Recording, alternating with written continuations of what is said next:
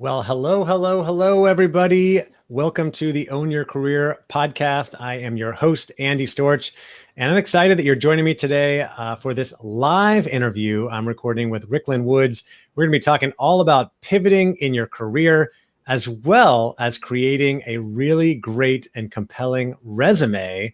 Ricklyn, as I was saying to you before we started recording, I've interviewed a few career coaches. I've been lucky to build a network with a few great career coaches, but I haven't really interviewed anybody to dive deep into how to create a great resume. So I'm really looking forward to this. Welcome to the show.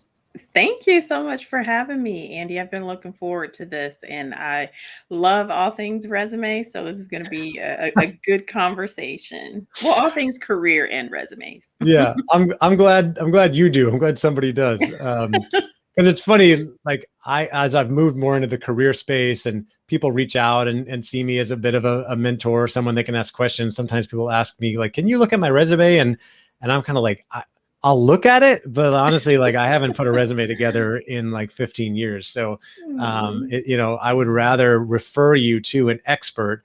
And then when I met you, I was like, oh yes, I'm so happy to know you, and I got to get you on the show. So before we get into resume stuff, we're going to talk about careers. And I want to jump right in to a topic that it's been on my mind. I've been excited about recently is I've been hearing more and more about this idea of the Great Resignation. Have you heard about this? I have. And I knew you were going to say that. It's really, really like top conversation right It is, now. yeah. It's a hot topic. It's a trend right now. We're more than a year out from COVID. Things have, started to sort of get back to normal, although there's still a lot of uncertainty out there. But a lot of people that were maybe waiting or weren't sure about what to do are now ready to possibly make moves. And supposedly a lot more people are going to be leaving their jobs. I know you talk to a lot of people who are maybe thinking about it. What are you seeing out there in the market right now? Well, I'll first start by saying that I'd like to say I kind of was one of the leaders of the Great Resignation. Yeah. Like I left my corporate role in the middle of the pandemic. And part of that catalyst was, I think COVID taught us a lot. And one of the things was really the importance of doing work that you find fulfilling, working at an organization whose values align with yours, or doing work that, aligns more with your strengths and what you're currently doing. So I think as a result of that, as we've now kind of gotten to this side of the pandemic, people are really beginning to see that, what, there might be more that I can do. And maybe I do have more control than what I think in terms of what my career opportunities might be like. And people want flexibility. And so they're now with all this talk about returning to the office, people are like, hold up. You know what? Let me see what my options are. I'm willing to walk away and bet on myself so I can find work that I'm going to truly enjoy. Yeah, and it seems like there's more opportunities than ever. But Mhm. at the same time, it's scary proposition to walk away from a job if you've got Yeah. something good going on, especially in the middle of a pandemic. By the way, we have some people who are watching live. If you are watching this live on LinkedIn and you have a question or a comment, feel free to drop that in the chat or just let us know where you're joining from. Ricklyn, you left your job in the middle of a pandemic. That had to be a little bit scary. How did you make Yes. that decision for yourself? Yeah, it was very scary. In full transparency, I did have a little savings to work with, but I was still willing to risk all of that savings to be able to, launch this endeavor that I'm on now. And though it was scary, I think what was more scary was staying stuck Hmm.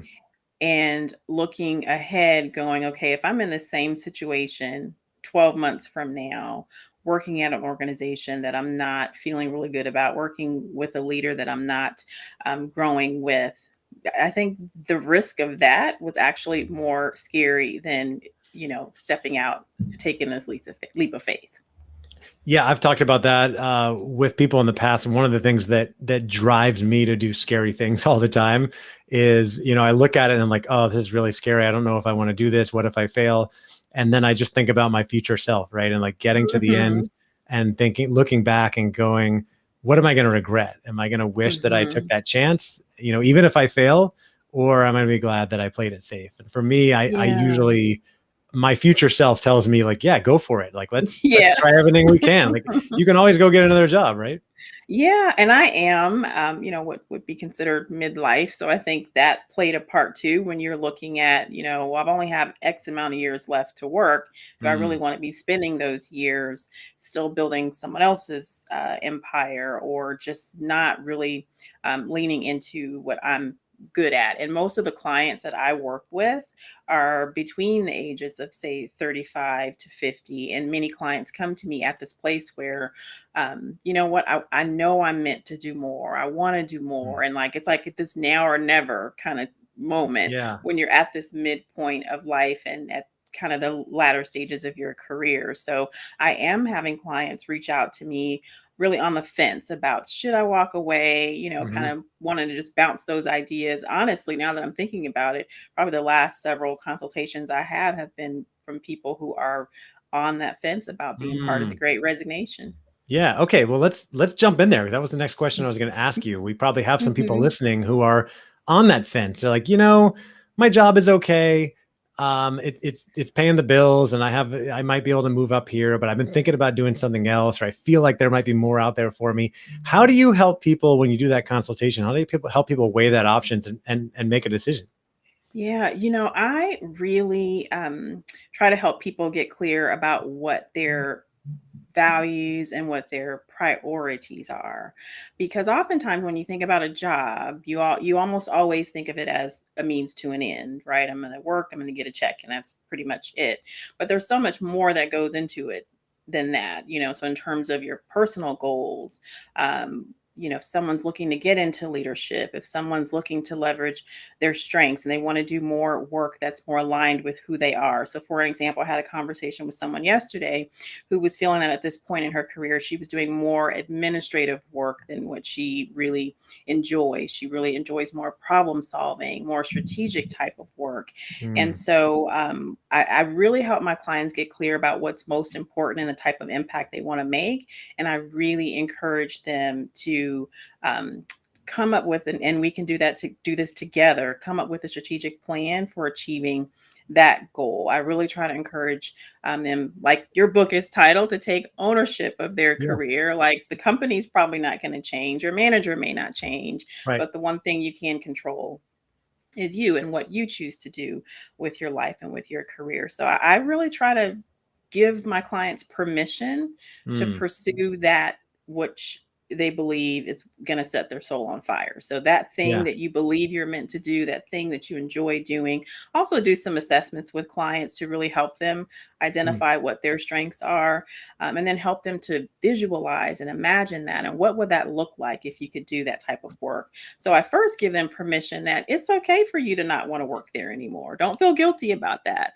And then from there, we work together to devise a strategy or plan, whether that's reworking the resume, whether that's looking at how what their network is like, and just what opportunities might be available for them in their area of interest. And it sounds like, and I talk with a lot of people about this too. So I'm happy to hear this because it kind of validates some of the things I teach as well. But that it starts a lot with self-reflection, something that most Mhm. people don't take the time to do, to really understand yourself. You mentioned your values, your passion, your priorities, like where, just sitting down and thinking about who you are and where you Mhm. maybe want to go and what you haven't accomplished yet that maybe you do want to accomplish, right? Yes. And actually, my tagline on LinkedIn that you may have seen is, my clients come to me for a resume, but they leave with so much more. And the reason behind that is because that's usually the first thing people think about when they're looking to make a pivot. Let me look at my resume. I haven't done a resume in years, or I need to update my resume.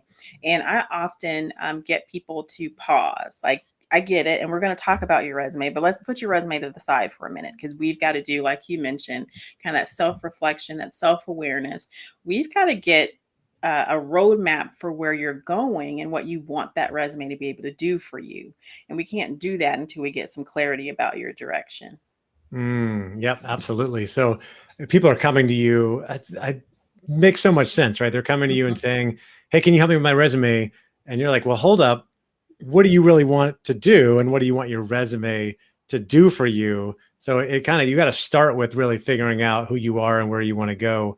Okay, so we're sticking on this pivot topic. You've talked to Mhm. somebody, so that you've worked through that self reflection, understanding that. and they're like, yeah, I really do have this other passion. I really would like to try this other thing. Let's say they want to get into HR, because I know that's one of your Yeah. specialties, right? I've been working in finance, but I really love people, and I'm thinking about getting into HR, but I hate to throw away all this experience that I have in finance. It's such a big risk. Like, how do I make that decision, Ricklyn? You know what? That's a fantastic question. I actually have a client that I work with who has an MBA, who has done majority of her work in finance. She's had some exposure to human resources, but Mhm. finance has been her thing. And she actually did come to me and said that she wanted to pivot into an HR role. Hmm. And similar concerns. I've got this MBA. I've, eat, sleep, and drink finance. Like, I'm not ready to let this go. Yeah. So in listening to her talk about her prior experience, her education, what I helped her to see that she either wasn't aware of or didn't realize was an option was that your finance background would be so beneficial in the HR space and Mm. actually will set you apart from a lot of your competition, because Yes. there are some HR professionals that may not have that finance background. And if you're Mhm. looking to be a strategic leader from an HR perspective, you need to have that business acumen and finance Yeah. background. So I opened her eyes to the possibility of an HR business partner role and helped her to see how, Mm. if you pursue an HR business partner role, you still get to bring that finance background with you. Yep. You're really going to get to use that MBA. Yep. So a lot of it is about really making connections. And what I'm learning, even as I grow in this business as a coach and this work that I do, is one thing I'm really good at is making connections or helping Yeah. people make connections, um, sh- seeing the parallels between their experience and really synthesizing their background. And I think the biggest thing I see with clients or folks that I consult is they automatically assume they don't have the experience, maybe because their experience doesn't look like what's written in the job description. But I'd almost say 100% of the people that I work with or speak to have transferable skills and or experience. And so what I often teach my clients and those I'm working with to do is, when you're looking at a job description, really analyze it. There's so much that's being given to you in the job description. I often describe it as, the job description is like an exam or a test, and each of the bullet points are like questions on an exam. So when you read the bullet point and it's saying, you're going to lead a team of 50 or whatever it might say, what it's really asking you is, what experience do you have with leading a team? So while you may not have led a team of 50, maybe you led a team of two, but it's still leadership either way. So it's really about looking at what the job is looking for, looking at each bullet point to identify what skills are being used. So even if you Mhm. haven't done that exact thing, when have you executed that same skill of critical Mm. thinking? When have you executed the skill of project management, perhaps? Or again, leading a team, or critical thinking. Like, if you've had any years of work experience, no matter what you were doing, you probably had to think critically about certain things. You probably had to be organized. You probably had to work as part of a team. So I often find with my clients, we have these aha moments. They're like, you know what, I didn't even think about it that way. So that's kind of that next layer of self-reflection, is really honing in on their background and experience and finding the synergy and the connection between the work they've done and the work they desire to do. I like that. Okay, so this is great. We're going down this journey. We've made the decision. I want to leave finance and go after this HR job. I have the job in mind that I want, and now I need to put together my resume. And of course, my big Mhm. concern, which you already addressed, is I don't have HR experience, right? How do I address Mhm. this? So you talked about looking for relevant experience and the things, project management, whatever it may be, that might be relevant to that. How do I start to craft a really compelling resume that's going to help me get that job? Yeah, and I love that you use the term compelling, because that's what Mm. it really needs to be, especially when we're in this employees market right now, where there are a lot of folks applying for roles. Um, I actually still see, to this day, I review a lot of resumes leading with an objective. And I often remind people or let people know that the objective statement is somewhat outdated. You're not selling yourself when you're talking about what you want. Like to sell yourself, you have to talk about, the features and benefits that you are offering. Yeah. So I coach a lot of my clients to lead with a very compelling, as you mentioned, career summary statement or a Mm. professional profile, which I liken it to kind of a book summary that you might find on the back of the book or in the inner flap of the book, where someone will pick it up and read that summary and go, you know what, this sounds interesting. I think I want to read more. So Mm. that is really the key to catching the resume reviewer's attention, is having a really good career summary that really describes who you are as a professional, kind of summarizes your overall career experience. So Yeah. that's a good place where if you don't necessarily have, say, specific HR experience, where you can highlight your overall professional experience, and maybe even highlight certain aspects. Maybe you've dealt with HR on a small scale, because most all employees have had some interaction with HR to Right. some degree. So it's Yeah. just really about finding those connections there. So definitely leading with a great summary. And I'll be honest, even when I write resumes for clients, I probably spend more time crafting that 3 to 4 sentence summary than I do the rest of the resume. Have you found or gotten feedback from employers that, because I imagine that's the first thing they look at, that oftentimes Hmm. that might not even be they might not even get past that, right? And so that's got to be Yes. compelling.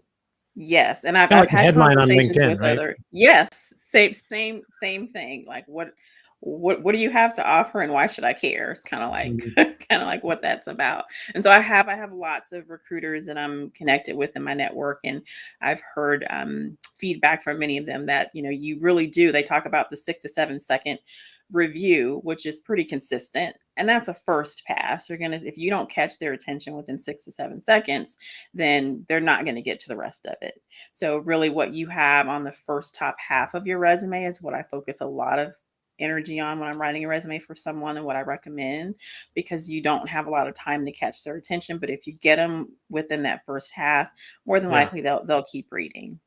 Yeah. The second So half of the resume, you could probably write whatever you want down there. It's like yeah. the seventh and eighth results on a Google search page. Like nobody ever looks down there. Yes. Absolutely. And there's strategy involved with writing a resume, because I Mm. take a look at various things. I take a look at how many years of experience someone may have, real comparison to what their education may look like. Sometimes I'll put the education at the top, sometimes I'll Mm. put it at the bottom. It really just depends on Yeah. what we're working with their career story, and how do we make their individual career story as compelling and interesting as possible with the resume real estate that we do have available. I'm just thinking, if I'm someone like me who let's say I decide to go out for a job and I don't have quite the relevant experience uh, for that type of job, but I have like a big X factor, a lot of energy and enthusiasm and passion that I can bring to that. Like, how do I showcase that? That's kind of hard with a resume, right? Yeah. It can be hard with the resume, but people don't use words like enthusiastic in the resume as much as I think they should. Hmm. So I have had clients who we did add that into their summary to try to describe a little bit of their personality to the extent that you can.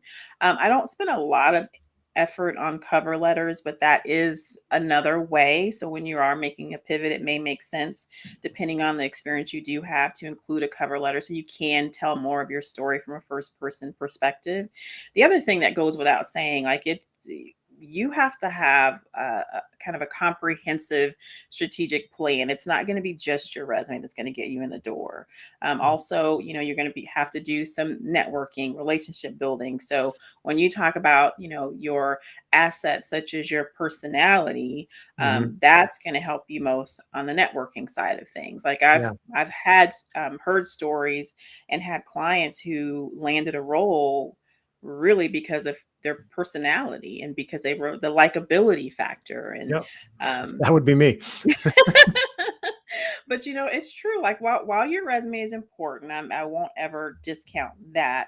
At the end of the day, people hire people. That's right. So you've got to have, you can have all the skills and qualifications in the world, but if you're not likable, if there's no connection on that first phone screen, if you do get the phone call, then you may not make it past there. So sometimes people think, well, I'm not getting opportunities, it's got to be my resume. Sometimes it's not your resume. Sometimes it's another area of the whole package that comes with making a career transition. Yeah, and I'm glad you brought up networking as well. We won't go too deep on that in this interview. It's something I already talk a lot about, the importance of networking. But just on that, if you find a job you want and you're submitting a resume, is there something you've seen people do well, or you help people do from a networking angle to try to maybe get an in for that job? Absolutely. So while there are various approaches, reaching out to recruiters on LinkedIn, that's something I do recommend. Although ideally, I try to help my clients not wait until they need the lead to reach out, but sometimes that's how it works, right? You see the job. So I teach my clients to be investigators and super sleuths, and scour LinkedIn, see if you can find the recruiter who posted the position. I always recommend applying to the job online first, and then reaching out to the recruiter or perhaps another individual within the company who might be a hiring manager or someone within the department. And you're really reaching out to say, hey, I've already applied to this job. I'm super interested. I believe I'm a good fit because of X, Y, and Z. And I'm just curious if you might be able to point me in the right direction of who the dedicated recruiter is, or do you have any insight on how I might be able to get in touch with the person who's the hiring manager? So it's really about being curious, not so much saying, hey, can you put me in front of the right person? Can you give me a job? But, yeah. But being curious and asking for even, further connection. Sure. I like that. When I talk about networking, always lead with curiosity, right? Like see what you can find out. Don't ask for anything that people can't provide or puts them in a tough position. Can you give me a job? Can you put me to the front of the line? Or just, who handles this? And I like working the second connections, right? Look for connections do you have to the hiring manager, hiring recruiter, and don't be shy to reach out and ask for introductions. Sometimes it doesn't happen that often because people don't do it that much, but I have a big network, and sometimes people reach out and say, hey, I see you're connected to so-and-so. I just applied for a position that he's hiring for. Would you mind making an introduction? And the funny thing is, even if I don't know that person, I'll be like, oh, you know what? I just connected them on LinkedIn. I don't really know them. I still message them and go, oh, my friend just applied for a position at your job. Like, would you mind taking a look? And why not? Right? Like, it's a little edge. And I like to think if I'm on their end, I appreciate that too, because I probably have 400 resumes in front of me. And like, oh, somebody I knows this person. Maybe I should talk to them. Oh, yeah. And for most recruiters, they're measured to a certain extent by how long it takes them to fill a position. So if you can short circuit that for them and, be the right talent, be the ideal person, and get right into their inbox, you just save them a lot of time potentially and can help them close that position sooner. Here's your person. But I've gotten those jobs because someone referred me in, and I just did the interview and got it. Like, that's happened multiple times in my career because of the network, and the resume was almost like an afterthought. But you still got to have a good resume. So I want to get back to that. Also, we have a couple more minutes for anybody that is watching live. If you have a question for Ricklyn or a career question in general, feel free to drop that in the chat. We'll address it. Ricklyn, I haven't worked on a resume in a long time. I would probably do a terrible job of it unless I hired you. What are some of the worst resume mistakes you see people making these days?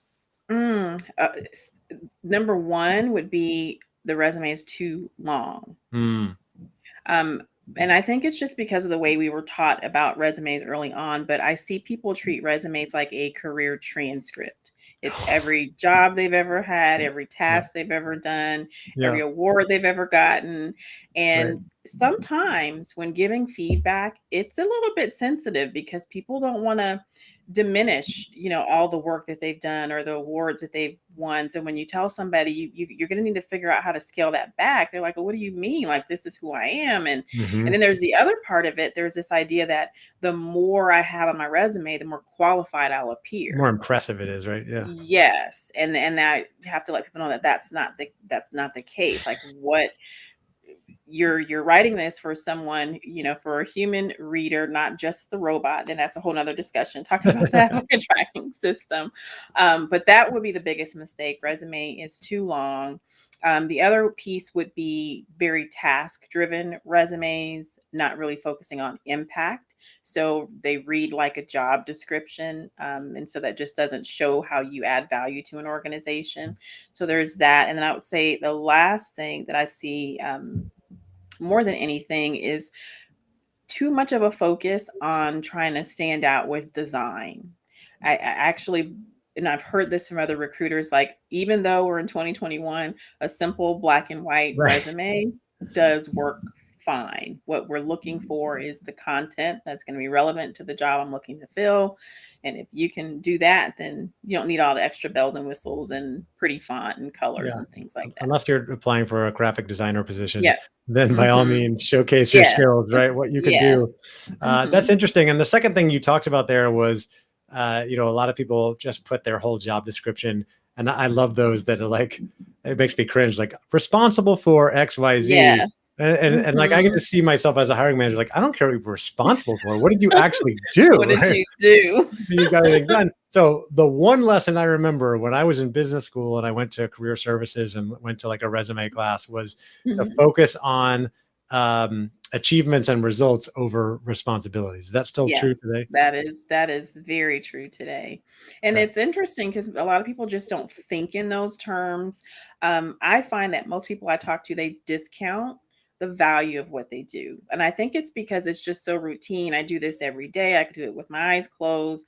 They don't necessarily think about the value and how impactful it is. So I help my clients really think differently about their work and how it's impactful to the organization as a whole, to the bottom line.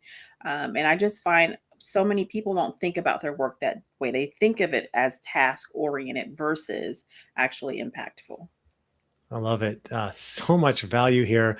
Last question, kind of a softball, Ricklyn, but you know, people are thinking about, again, they're thinking about pivoting their careers, thinking about changing careers.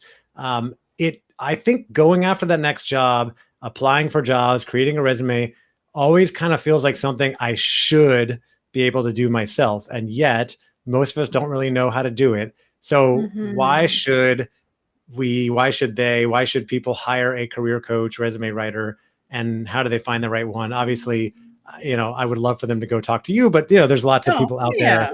How do you think about that?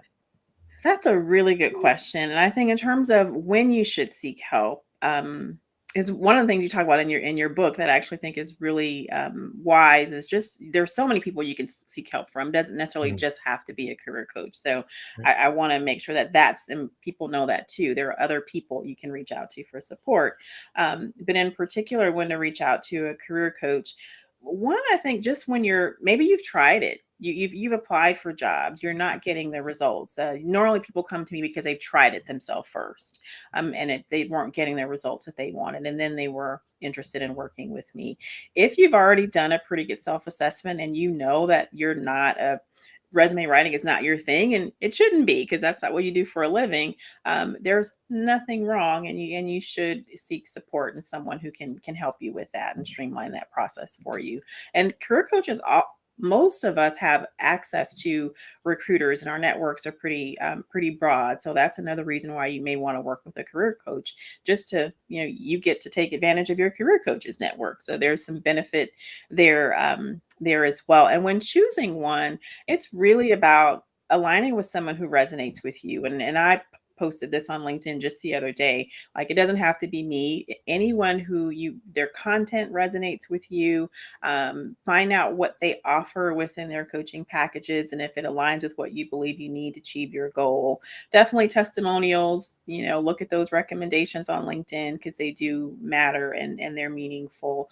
But just know that there's nothing wrong with reaching out for support. And sometimes working with a career coach can help accelerate your search. I think there's the proverb that says, if you want to go far, go alone. If you want to go fast, go together, something like that. I probably totally butchered that. If you want to go fast, go alone. If you want to go far, go together. And so you might be able to do things quickly on your own, but you probably won't do them right. But if you really want to be successful long term, get help, collaborate, right? And whether it's a mentor, maybe a friend who really knows the ropes can check in or review your resume and help you with your search.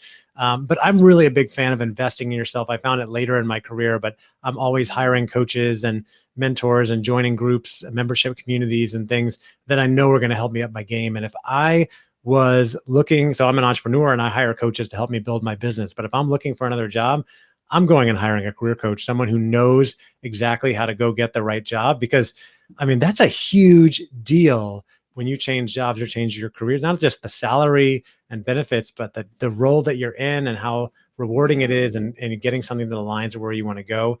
So I highly recommend anybody listening, if you're thinking about changing careers, look into hiring a career coach. Go connect with Ricklyn, who is on LinkedIn. I've also seen you on Clubhouse and other places, and I put your website up on the screen, which is ricklynwoods.com, right? You got it. Thank you. All right. Well, Ricklyn, this has been great. So informative. Thank you so much for coming on and joining me today. You're welcome. No, I'm really glad you came on and kind of demystified the whole resume writing process a little bit, as well as how do we think through career pivot. So thanks again, and I look forward to talking to you again soon. Sure. Thank you.